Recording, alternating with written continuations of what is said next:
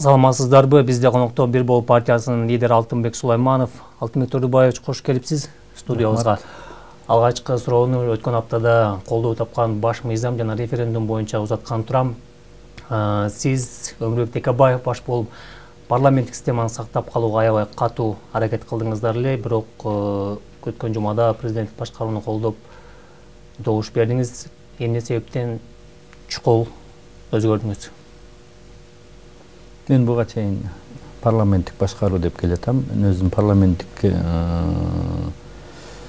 шайлоонун негизинде депутат болуп келгенмин. Ошонун продуктусумун десем туура болот. Мурункусунда парламенттик башкарууга конституция өзгөргөндө добуш бергенмин. Кечегиде ушундай көпчүлүктүн катарында мен бирок инициатор эмесмин, ага добуш бердим. Менин да бир билгеним бар. Аны убакыт көрсөтөт. Эмнеге ишендиңиз, мисалы? Же эмнеден үмүт кылдыңыз? Президенттик башкаруу деген мына бүгүнкү конституция өтүшүнө эч мындай шек жок болчу. Көпчүлүк колдоп атты. Парламенттин ичинде депутаттардын көпчүлүгү, анан жалпы элдин добушу дагы бул нерсени өтүшүн көрсөтүп турганын баарыбыз билип эле турдук да. Негизги себептер ошол болду десем болот. Анан бул парламенттик башкарууну биз толук көргөн жокпуз. Ошон үчүн көпчүлүк эл парламенттик башкаруу болбойт экен деген түшүнүктө азыр. Мына президенттик башкарууну дагы убакыт көрсөтөт. Анан эл чыныгы тандоо кийинчерээк болот го. Ошондо сиздин акыркы чечимиңизби президенттик тандоо, же болбосо мындан кийин дагы кырдаалга карап өзгөрүшү мүмкүнбү? Жок, меники парламенттик башкаруу эле ушул багытта мен алдыга кыймылдай берем. Көп саясатчылар президент Садыр Жапаров менен жолукту, чайын ичти. Сиз дагы сүйлөштүңүзбү? Жолуктум. Чайын ичтиңиз? Чай ичкен жокпуз. Биз иш үстүндө жолуктук.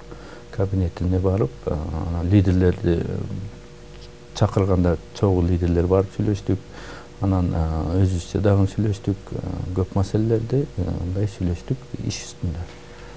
Сыр болбосо эмнелер жөнүндө сөз болгонун айта аласызбы? Жакында азыр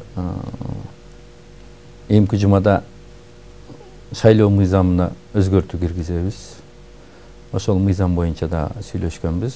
Бул жанагы преференциальный шайлоо, жанагы одномандатныйга партиянын ичинде ошого жакын элдин баарына түшүндүрүп келатабыз. Эл билип деле калды. Бул жерде биз буга чейин 3 шайлоону өткөздүк. Баары жана списокко шайлашат да. Элдин шайлоо тандоо укугун алып койгонбуз. Ал тандоо укугун партиялардын лидерлери же болбосо партиянын политикасы, партиянын жетекчилери алып алгандагы биз түзгөн списокко шайлайсыңар деп элге сунуштап келет. Бул такыр туура эмес экенин эл бүгүнкү кечеги толкундоонун жыйынтыгы айтты. Эл өзүнүн өкүлүн түз шайлаш керек. Ошол списоктун ичинде кандидаттарды түз шайлаш керек. Ошондой механизм бүгүнкү күндө дүйнөдө бар. Ал механизмди бизде иштетсек болот. Биздин бүгүнкү техникабыз мына асуу, СИКтин иштетип аткан асуу окуй алат, иштетет. Ошол боюнча дагы президент менен сүйлөшкөнбүз. Ал киши өзү дагы ушул боюнча интервьюларын айтып жүрөт. Ушундай маселелерде сөздөр болгон. Бул системаны өзгөртөбүз деп буга чейин эле көп аракеттер алдыңыздар, бирок ишке ашкан жок да. Кимдер тоскоолдук болду? Эмне үчүн жасай албадыңыздар? Бул мыйзам былтыркы жылы чыгарганбыз. Ошол мыйзамды президент мыйзамга акыркы точканы президент коет эмеспи? Президент кол коет да. Мен мурдагы экс-президентке да киргенмин ушул маселе боюнча. Ал киши угуп көрүп, макул акылдашайлы деп кийин колдобой койгон, болбойт экен бул депчи. Болбойт экен деп колдобой койгон Сооронбай Шарипович. ошол мыйзамды биз депутаттар чыгара албай калганбыз. Себеп дегенде жыйынтыгында биз чыгарган менен сөзсүз президент каршы пикирин коюшу мүмкүн эле. Ошентип чыгарбай калганбыз. А жыйынтыгында шайлоонун жыйынтыгы мына кечеги 5-октябрда бул кандай болуп бүткөнүн элдин баары мына ошонун жыйынтыгы болду да. Жана талапкердин өзүнө добуш берүү системасы ошол бийлик үчүн коркунуч беле? Албетте коркунуч. Ал деген эл өзү жаккан кишилерин тандайт. Жанагы списоктун алдында туруп алган сүймөнчүктөр келе албай калат. Олигархтар акчасы менен же болбосо жанагы кошоматчылар, бийликтин камчысын чапкандар. А бул жерде эл тандаган өзүнчө чыныгы элдин купулуна толгон лидерлер келиши мүмкүн, көпчүлүгү. Ошон үчүн алар элге таянат албетте. Бийликти укпай коюшу мүмкүн. Ошон үчүн парламентти көзөмөлдөө кыйыныракка туруп калышы мүмкүн. Ошон үчүн каршы болушкан. Ошого чейин ошон үчүн каршы болуп келе атышат. Парламенттин ичинде депутаттардын арасында бул системага көз караштар кандай? Көз караштар ар түрдүү, колдогондору бар, колдобогондору бар. Себеп дегенде парламентте жанагындай ошол списоктун тааныш билиш мененби же акчанын күчү мененби же болбосо жакшы мындай кошоматчылык мененби списоктун алдына туруп алгандар эртең сөзсүз алдына турганы менен бир андай жыйынтык болбой калышы мүмкүн, эл добуш бербей калышы мүмкүн. Ошон үчүн алар өтпөй калышы мүмкүн. Ошон үчүн тоскоолдуктар бар. Акыркы 10 жылда парламенттик эмес анархиялык система орноду деп көп айтыла баштады. Сиз бул пикирлерге кошуласызбы? Албетте, акыркы жылдары биз парламенттик же аралаш башкаруу деп келбедикпи? Парламенттик, президенттик. Бул президенттик эле башкаруу болуп келди. Себеп дегенде президенттин колунда камчысы бар. Ал деген эми күч органдары колунда. Ошонун себебинде депутаттарды күчүн жоготту, парламент күчүн жоготуп, президенттик эле башкаруу болуп келди. Ошон үчүн бул биз толук кандуу парламенттик башкарууну көргөн жокпуз десек туура болот да.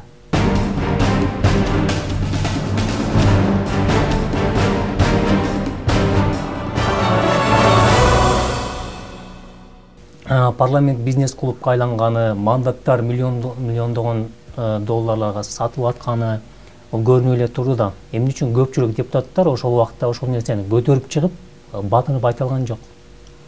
Айткандар деле бар, жок эмес. Айткандар деле, башкалар деле бар, менден башка деле бар, бирок азчылык, көпчүлүгү бизде ошондой жанагы бир эле бул жерде маселе жанагы жесткий список.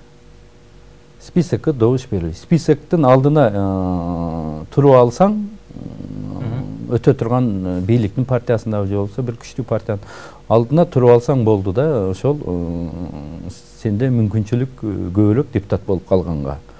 Андай депутаттар келип туруп, сөзсүз ошол мени жактайт, ошол көрүнүш аларга туура келет. Мындай эркин атаандашуу, анан бийлик менен бир тирешүү алардын оюнда жок. Көпчүлүк мезгилде алар өздөрүнүн жеке кызыкчылыктарын бүтүргөн депутаттар дагы жок эмес. Менин коллегаларым баарын деп айта албайм, арасында ушундайлар дагы бар да. Азыр иштеп жаткан баш мыйзам бул бир уч топтун кызыкчылыгы үчүн жазылган деген дагы ойлор бар. Сиздин пикириңиз кандай бул? 9 жолу конституция өзгөрдү, мына 10-чу жолу өзгөрүп атат. Конституциянын өзгөрүшү дайым бул мыйзамдардын, эрежелердин, элдин, ар бир инсандын жашоосуна жеңилдик алып келүүгө гана ошол багытта өзгөрүш керек да. Бийликтин күчүн күчтөндүрүш эмес. Бизде тилекке каршы дайыма ушундай болуп келди. Бийликтин күчүн өзүнүн мындай мускулдарын күчөтүш үчүн өзүнүн бийлигин орнотуп, алдыга ушундай диктаторский дейбизби же башка күч менен башкарып келүүгө гана тилекке каршы өзгөрүп келатат. Ошо баш мыйзамдын бир уч топко кызмат кылганы парламенттин ичинде сиздерге байкалчу беле? Дайым эле байкалып, дайым эле айтылып келип жүргөн сөздөр булар. Кеким, сиз парламент негизи башында чындыгында эркин болчу, түрдүү ой пикирлер, карама каршы ойлор айтылчу, жана кызыл чеке мушташтар болчу эле. Кийин Алмазбек Атамбаев бийликке келгенден кийин атмосфера өзгөрдү. Парламент президенттин колуна кандайча илинип калды? Сиз айтып аткан ал 5-чи Созов, 5-чи Созов бир аз болсо да эркин болгон. Себеп дегенде убактылуу өкмөт жаңы келип, ал толук контроль кыла алган эмес. Парламентке келе турган партияларды контроль кыла алган эмес. Алар анда күчү жок болчу 10-жылы. Анда түрдүү күчтөр келген. Түрдүү күчтөрдүн ичинде түрдүү күчтүү депутаттар болгон. Ошондуктан алар контроль кылуу кыйынга турган. 15-чи жылы парламентти ошол жанагы жесткий списокту контроль кылуу жеңил болгондагы парламентке ушундай күчтүү депутаттардын келиши аз болуп калган. Ошонун себебинен ушундай болуп атат. Биз бул механизмди сындыруу жолу бир гана жанагы преференциальный шайлоого барышыбыз керек. Эл өзүнүн өкүлүн түз тандап алыш керек. Ошондо күчтүү депутаттар парламентке келет. Эгер күчтүү депутаттар парламентке деңгээли жогору күчтүү депутаттар парламентке келсе, алар сөзсүз жакшы мыйзамдарды жарышат. Мыйзамдын иштешин толук жакшы контроль көзөмөлдөй алышат. Парламентте маселени моштун менен чечкен натыйжалуураак бекен, же болбосо дипломатия маанилүүбү? Негизинен бул эң маанилүү дипломатия. Муштун бул акыркы айласыздын иши болуп калышы мүмкүн. Эмоция бар, башка бар, ар бир адамда. Ал бул аргасыздын иши, бул менин оюмча туура эмес. Сиз 2007-жылдан бери депутат болуп келатасыз, өзүңүз такшы алдыңыз, принциптериңиз өзгөрдү. Оңолууга эмне түрткү берди, сизди эмне ойготту? Эми 10 жылдан ашык депутат болдум. 13 жыл болуп атат. Өзүңүз карап көрсөңүз, 5 жылда студент 5 жыл окуп бир чоң профессияга ээ болот. 5 жылдын ичинде чоң билим алат, өзгөрөт. Биз 10 жылдан ашык иштеп атып, эгер өзгөрүү болбосо, анда ал жакта жөнүнө жүргөн болуп каласың да. Түрдүү көз караштар бар. Көз караштар дайым өзгөрөт. Кээ бирлер мындай прогресске кетсе, кээ бирлер артка кетиши мүмкүн. Изденгендер. Мен көп издендим. Көп башка өлкөлөрдүн тарыхын изилдедим. Бизге көбүрөөк парламенттик башкаруу туура келерин мен ишенип турам. Бирок бүгүнкү күндө элдин талабы, элдин каалоосу президенттик болуп турат. Аны менен да эсептешишибиз керек. Мындай чыгып эле каршы боло берген менен ал жыйынтык бербесин дагы түшүнүп турушубуз керек. Ошон үчүн ушундай кадамдарга кээде барууга туура келип атат. Ошол. Эми акыркы жана ызы чогуу менен аяктаган парламенттик шайлоого кайтсак, бул жерде Бир Бул партиясы 3%га жетпеген добуш алды, мен адашпасам. 3%-дан ашык 4%га жетти. 4%га чейин добуш алды. Буга чейин рейтинг аябай жогору болчу. Эмне үчүн түшүп кетти? Бул жерде биз жаңы күчтөрдү, билимдүү жаштарды, таза жаштарды, инсандарды чогултканга аракет кылдык. Баары элге таанымал эмес. Жаштар биздин ошол рейтингибиздин түшүп кеткени элдин арасында ошондон болду деп эсептейбиз. Бирок биз туура жолдо экенибизди тайбайбыз. Дагы кийинки шайлоодо деле ушундай состав менен барабыз. Бирок келечек баары бир прогрессивдүү, билимдүү, таза жаштардыкы болушу бул талашсыз. Бул эртедир кечтир сөзсүз өзүнүн ордун алат. Биз эртерээк баштадык. Биз жалгыз эмес, башка күчтөр дагы бар. Ушинтип жаштар менен чыгып аткан келечек баары бир бул илим, билимдики. Биз алдыга жылыш үчүн чоң реформаларды, өзгөртүүлөрдү жасаш үчүн сөзсүз булганбаган таза билимдүү инсандар мамлекеттик кызматтарга и парламентке келиш керек. Ансыз мына бүгүнкү калыптанган системада жана кошоматчылар дейбизби же башка ошого көнүп калган ошол системанын продуктылары эч качан өзгөртүү жасай албайт. Демек жана жаңы жүздөр элге көбүрөөк таанылбагандыгы үчүн партиянын рейтинги бул шайлоого түшүп кетти деген пикирдесиз, туурабы? Ошондой.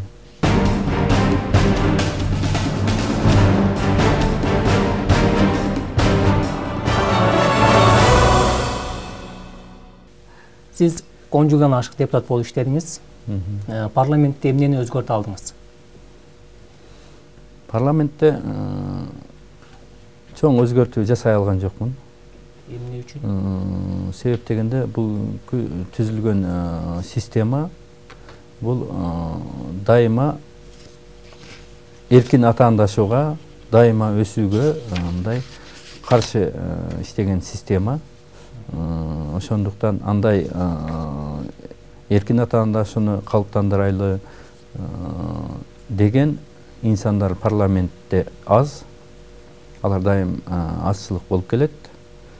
Көпчүлүк мезгилде биз көпчүлүк азчылыктын көпчүлүккө баш ийиши деген менен биз келе атабыз. Мен да ошолордун катарындамын. Чоң өзгөртүүлөрдү жасаш үчүн ошондой эркин ойлонгон, эркин атаандашууну каалаган, түшүнгөн инсандар көп парламентке көп келиш керек. Ага бөгөт коюлган парламентке жанагы жесткий список. Ал кошоматчылардын, тааныштардын, жакындарын, ошо партия түптөгөндөрдүн жакындарын же бийликке жагынуулардын гана келишине шарт түзүлөт. Ошондуктан эл өзүнүн өкүлүн өзү шайласа, эл эч качан адашпайт. Парламентте ошондой өзгөртөбүз деген эркин элдин талабын көбүрөөк ойлогон, жеке кызыкчыларын экинчи планга койгон инсандар көбүрөөк келет деп мен толук ишенем. Мындай өсүүлөр дүйнөдө толтура. Бизде жанагы монополия, дайым кысым, кандайдыр бир тоскоолдук ограничениялар дайым өсүүгө тоскоол болот. 2020 жыл күзүндө өткөн шайлоодо сиздердин партиянын курамынан барган талапкерлердин ою, идеялары, программасы жакшы болду. Эгер шайлоо болуп өтүп кеткениңиздерде парламентте канчалык деңгээлде мындай өзгөрүү жасай алат элеңиздер? Шайлоо болуп өткөндө менин оюмча көп өтө албайт элек, азыраак болуп калышы мүмкүн эле. Бирок келечектеги эмки парламентке чоң үмүт бербекпиз. Жаштар, билимдүүлөр парламентке келсе болот экен. Биз келгенибизден кийин сөзсүз мына преференцияльныйды өткөзмөкпүз. Жана 3%ды өткөзмөкпүз, аны өткөздүк. Биз жаштардын жана билимдүүлөрдүн жана өзүнчө күч боло ала тургандарга жогорку бийлик эшелондоруна келгенге эшиктерди ачканга биздин тапшырмабыз ошондой. Жаңыланууга багыт алганга мен өзүм дагы эскиче бийликтин өкүлүмүн, бирок мен жаңыланууга аракет кылып атам. Сиз президенттик башкарууну тандап добуш бердиңиз, бирок партияңызга келгендер сизден жана парламенттик системаны колдогонуңуз үчүн бирикпеди беле? Азыр эмне болду? Курам тарадыбы же иштеп атасыздарбы? Жок, курам эч кандай тараган жок. Анча-мынчалар партиядан кеткендер бар башка жака, жаңы көп күчтөр келгендер бар. Кеткенинен келгени көбүрөөк. Алдыдагы жергиликтүү шайлоолор ошондой эле парламенттик шайлоого барабы бир болуп партиясы? Албетте, күзүндө парламенттик шайлоого партия барат, чогуу биз барабыз. Азыр жергиликтүү кеңештерге баарына болбосо дагы бир шаарларга катышып атабыз көп жерге. Күзүндө парламенттик шайлоо өткөндөн кийин жаңы келген депутат, жаңы келген жогорку кеңештин атмосферасы кандай болот деп ойлойсуз? Эгерде биз муну кайра эле ушул темага келейин, преференциальный мыйзамды өткөзүп алган болсок, анда жогорку кеңештин депутаттары бир топ өзгөрөт. Анда эл түз шайлайт. Өзүнүн өкүлүн эл өзү электен өткөзүп жөнөтөт да. Анда бир топ депутаттардын деңгээли, депутаттардын көз караштагы, жаңыча көз караштагы жаштардын көпчүлүгү, чыныгы эл сүйгөн лидерлер парламентте көп болушуна мүмкүнчүлүк түзөт. Убагында бир бол жана ил бирсекиригин жасайбыз деген убадалар менен чыккан, бирок ишке ашыра албадыңыздар. Кимде тоскоолдук болду, кимдер бут тосту? Бут тосуу деле болгон жок. Бирок аракетибиз ишке ашкан жок. Биз азчылык болуп жүрдүк дайыма. Бизге эч кандай өкмөттү түзгөнгө мүмкүнчүлүк түзүлгөн жок. Партиянын программасы качан ишке ашат? Ал өкмөттү өзү түзүп, аткаруу бийлигин өзү көзөмөлдөсө, ошондо гана ишке ашышы мүмкүн. Бул жерде 4-5 партия коалиция болгондон кийин, ал жерде доминирующий мындай күчтүү СДПК болуп келди. Атамбаевдин тушунда, Жээнбековдин тушунда.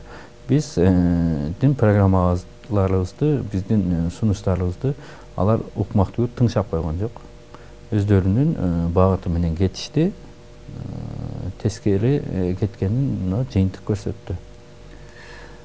Коомчулукта парламентке ошондой эле депутаттарга сындар айтыла берет, мындан кийин дагы айтылат, айтылып дагы келген, кээ бирлер эчтеген жок деген катуу ойлор менен чыгып атат. Сиз кандай баа бересиз?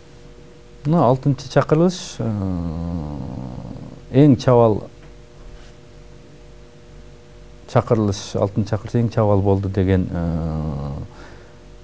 сөздөр айтылып атат. Bundan мен тана албайм.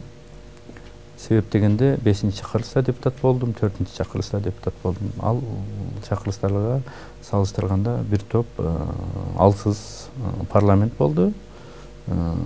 Чечкиндүүлөр жок деп айтыштан алысмын. Андайлар да арабызда бар, бирок азчылык.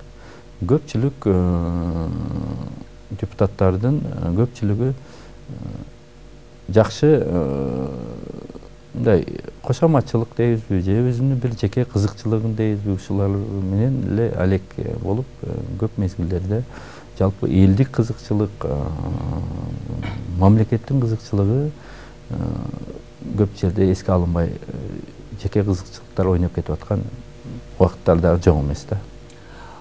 Парламенттин алсыз болуусуна кимдер күнөөлүү? Шайлоо системасы күнөөлүү. Жанагы шайлоо системасында эгер элдин тандоо укугун өзүнө кайтарып берген болсок, албетте кайрадан эле ошо эл жакшы өзүнүн өкүлдөрүн жөнөтмөк, ошолордон талап кылмак. Бул жерде эл дагы жооп бербейт. И партия дагы жооп бербейт. Партия айтат, бизди эл шайлады дейт. На самом деле чындыгында эл ал депутаттарды шайлаган жок. Ал түзүлгөн жанагы эң мындай амалдуу, мындай хитрый ход менен түзүлгөн системада бизде. Ал 2007-жылы ак үй көк үй контроль кылган ошо Ак Жолду башкан ошонун деле продуктусумун. Ошол списокто түзүлгөн. ошол менен 10-жылы толук өзгөртүүгө мүмкүнчүлүк бар эле, бирок алар да контроль кылгысы келишкен. Ошентип бул аябай бийликти жүргүзүүгө оңой, мындай ылайыктуу система десек туура болот да. Аны эч ким өзгөрткүсү келбей атат да. Ошол жагып калган, өз каалагандарын киргизип алып, каалаганы менен кете бере турган. Арттагы алган добуштардын эсебинен алдындыкылар келип алышат. Бул деген мындай несправедливо да, бул адилетсиздик да. Добуш алган эл добушун жоготпош керек. Кимди шайласа ошол келиш керек. Ар бир аскер генерал болгусу келет. Сиздин саясаттагы миссияңыз менен амбицияңыз кандай? Эми азыркы миссиям менен амбициям бир эле азырынча. Парламентке, жогорку бийлик эшелондоруна жаңыча, таза, билимдүү, мындай эл аралык талаптарга жооп берген, биздин өлкөнү алдыга сүйрөп кете турган уул кыздарыбызды жеткизүү. Ага тоскоолдуктар көп, аны эч жолоткусу келбеген күчтөрдүн көпчүлүгү ушул бийликте отурушат. Мен тескерисинче ошолорду бийликке жеткизүү, эгерде бийликке ошондой инсандар, уул кыздарыбыз келген болсо, сөзсүз өзгөртүү болот. Бизде эмне үчүн реформа толук кандуу жүрбөй атат. Ал үчүн ага көз караш болуш керек. Аны түшүнүп, аягына чейин чыгарганга андай эрк болуш керек. Ушундай уул кыздарыбыз четте калып атат. Сиз саясаттан эмне таптыңыз, эмне жоготтуңуз? Мен эч качан саясатка келгениме мындай мурда мындай өкүнчү элем, бирок акыркы убакта эч кандай өкүнбөшүм керек экен. Значит, ушул жакка келгеним бул жөндөн жөн эмес. Көп нерсе жоготтум десем деле болот. Аны деле жоготуу эмес, көп нерсе таптым десем деле болот да.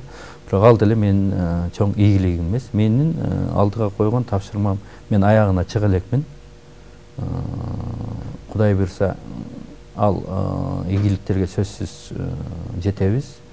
Эми аларды мындай реклама кылып айтыштын кереги жок. Ар биринин өзүнүн сыры бар. Менин дагы бир айтпай турган өзүмдүн бир сырлар бар. Бул канчалык мындай эме болсо, ошончолук жакшыраак ишке ашат деген ойдомун. Өкүнүчтү дагы айта албайсыз? Жок. Эч кандай өкүнгөн менен бир ал өзгөрүү болбойт.